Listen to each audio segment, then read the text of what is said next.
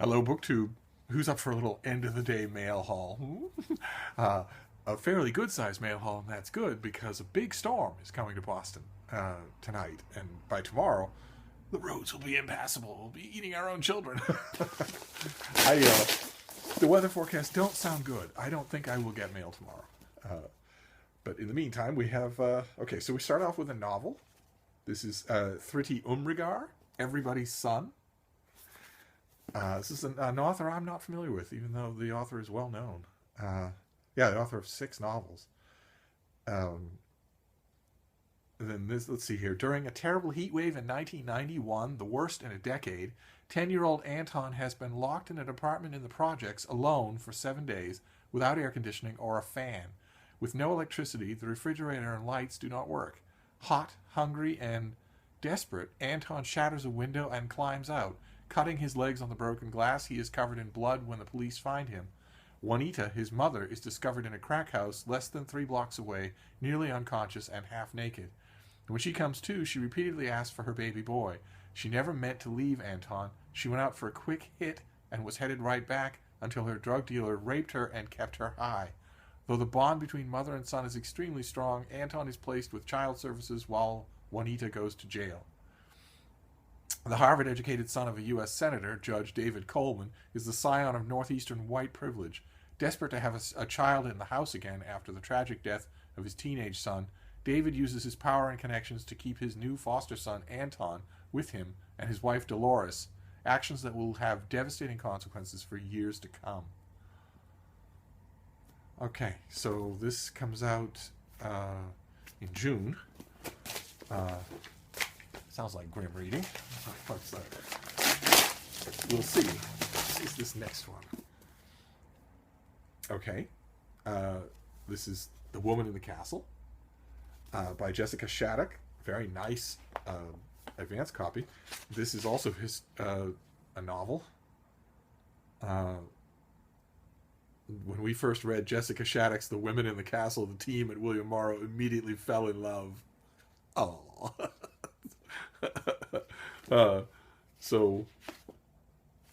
Let's see here. Can I get a summary that isn't a love letter? That would be nice. Set in a crumbling Bavarian castle that once played host to all of German high society, The Women in the Castle is the Nazi resistors behind the failed plot to assassinate Hitler are executed. Okay, there's a verb missing in that sentence, but that's all right. As the fighting concludes, the women and their children must band together to form a makeshift family to survive the devastating aftermath of the war and attempt to rebuild Germany. Okay, so it's historical fiction. Very nice. This comes out in April. So we're 2 novels for 2 novels. What have we got here? Oh God, it's another novel. All right, this is Europa Press. They're always good. They're always really good. This translation of a French novel comes out in a week, and the novel is The Principal by Jérôme Ferrari. Slim little thing. In this lyrical novel, a young, disenchanted philosopher, is there any other kind, reckons with the evil at work in the contemporary world by reimagining the life of Werner Heisenberg, the Nobel Prize-winning German physicist infamous for 2 reasons: revolutionizing quantum mechanics with his uncertainty principle at the tender age of 23, and participating in Nazi efforts to build a nuclear bomb. The story of the inevitably compromised meeting between the man's soul and the mysterious beauty of the world, The Principal, plumbs the depths of an intellectual giant whose sublime insights into nature did not preclude his cooperation, however ambiguous, with the darkest forces of his day. Huh. Okay, so it's the principle is, I immediately thought of the principle of a school, but it's actually the uncertainty principle. It's the Heisenberg uncertainty principle. Oh, good. Excellent. All right. Well, another historical novel, too, or at least a historical fantasia. So let's move on. A little bit concerned about the snow. My dogs don't do well with walking, much less walking on terrain, much less walking on steady terrain. So, oh God, more fiction. Okay, this is the finished copy of a book I think we've seen on this channel before. It comes out in early March. It's The Underworld by Kevin Canty, about, men's men drinking grain alcohol and dive bars in the West, that sort of thing. Because that's where real truth is. That's where reality is. That's where real life is. Not these book people. Nothing on the East Coast. Nobody who cares about anything.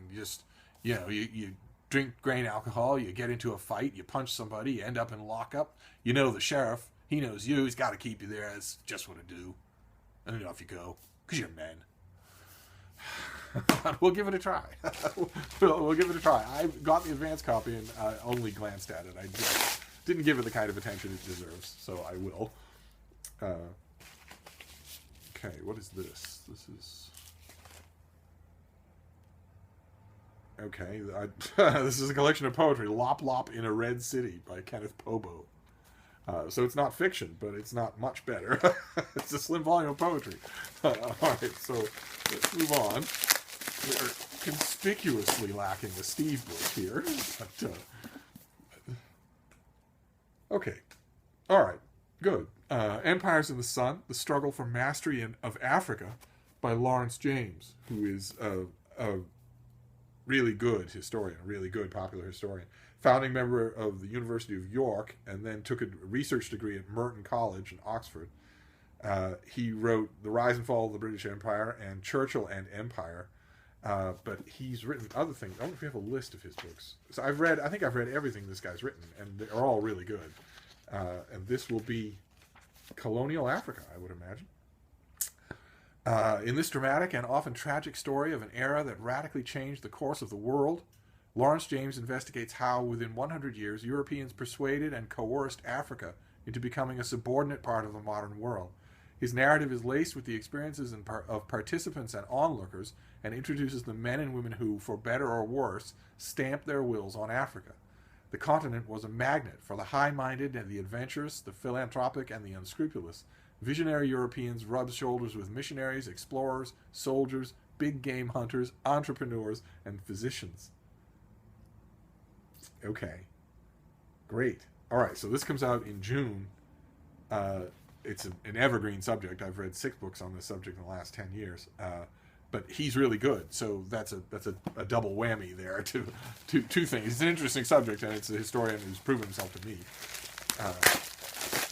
So that's good. Let's see, what have we got next? Oh, fantastic. Okay, great. This comes out in early March. This is a graphic novel by Will Eisner. This is The Contract with God. Words cannot describe.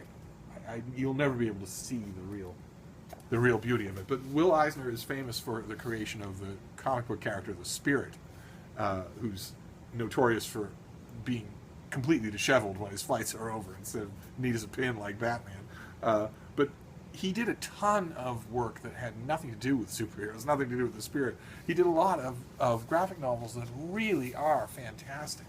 And this is one of them. I've actually had this before, but never in hardcover. Very nice.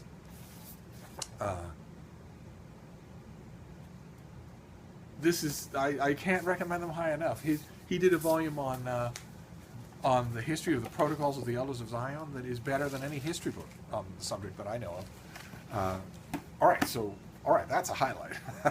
that is a highlight. I will have to thank the folks at Norton for it, and also, quietly ask if there are more.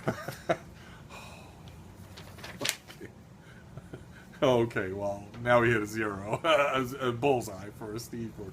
This comes out in late May, and this is by Nick Lloyd and his Passchendaele. It is a new study of an epic World War I battle. The name of a small, seemingly insignificant Flemish village echoes across the 20th century as the ultimate expression of meaningless, industrialized slaughter. In the summer of 1917, upwards of 500,000 men were killed or wounded, maimed, gassed, drowned, or buried in this small corner of Belgium.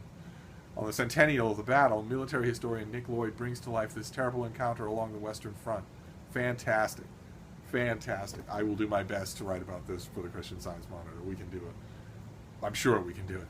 When the full horror of the event really only comes home to you when you realize that mention of buried, and you've got wounded, maimed, gassed, drowned, or buried. The buried is mud, and it wasn't always the enemy. It wasn't always in combat. Troops would be walking along, and men would get buried in mud, and it would suck them down. Just a grotesque way to die. But anyway, there hasn't been a big new study of that battle in, I want to say 50 years. I want to say since 57. But one way or another, I'm up for it. Totally up for it. All right, we'll move on here. This has a heft to it, so that's good. What is this going to be? Okay. All right. Okay. This comes out in June. This is another Steve book, another bullseye. This is Implacable Foes: War in the Pacific, 1944 to 1945. I guess that's what it's going to look like. I have an advanced copy here.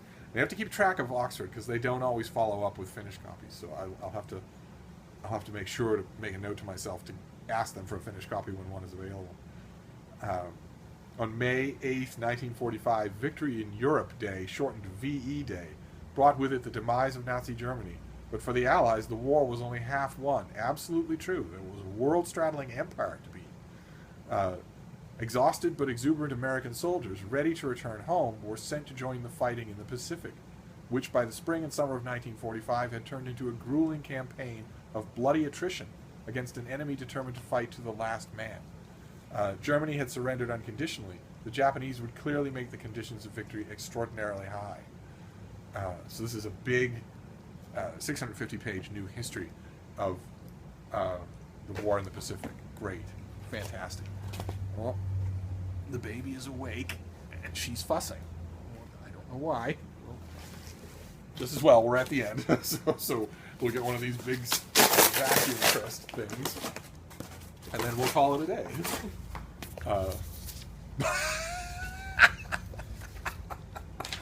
I can't decide.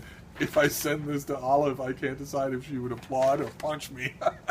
This is Vanished Splendor, a Romanov coloring book. There's Tsar Nicholas right there with a fish. Oh my God, I love my job. So I don't know. I'll have to ask. He's a big fan of coloring. The Romanov part says yes. The coloring, I'm thinking maybe not. Okay, so we have a Romanov coloring book. A big new history of the war in the Pacific. A big new history of a pivotal World War I battle. New hardcover, a graphic novel, A Contract with God by Will Eisner. Empire in the Sun, about the partition of Africa. A slim volume of poetry. He-Manly Fiction by Kevin Canty. Wouldn't know a He-Man if you walked up to him with a name badge on. The Principal, a Europa novel about Heisenberg. The Women in the Castle, historical novel in Nazi Germany. And Everybody's Son, a grim contemporary projects fiction. Well, that's not a bad haul. That's a nice big stack to get me through the winter storm that's coming. So I'm sure I'll be making videos during the storm because I'm not planning on going anywhere. So I'll see you then, book 2. Thank you.